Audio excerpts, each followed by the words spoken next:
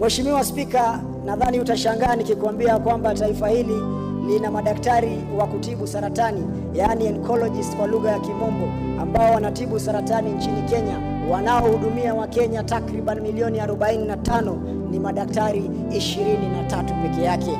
Hawa madaktari ni madaktari wa kibinafsi, na maanisha na Mkenya wa kawaida hawezi enda kutibu magonjwa yake ya saratani katika hospitali hiyo.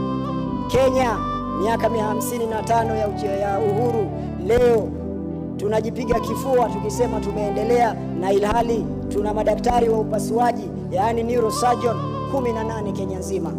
Tuna madaktari ambao ni madaktari wa figo, kwa lugha ya Kimombo tunawaita nephrologist, hawa ni 16 pekee. Mheshimiwa Spika, Kenya ya sasa madaktari ambao tunawategemea wanalipwa mishahara ambayo haingii akili.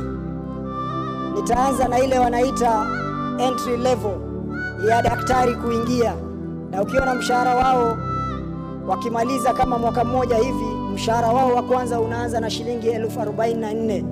Madaktari waliokaa katika taaluma hiyo kwa zaidi ya miaka 10 na 15 wana uzoefu, tajriba, miaka 10, na daktari anakuangalia tu hivi anajua dawa yako ni nini.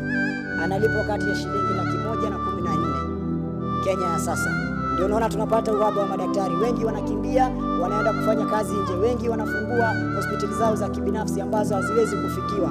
Walio na zaidi ya miaka 15 ni takriban shilingi 200,000. Mheshimiwa Spika, watu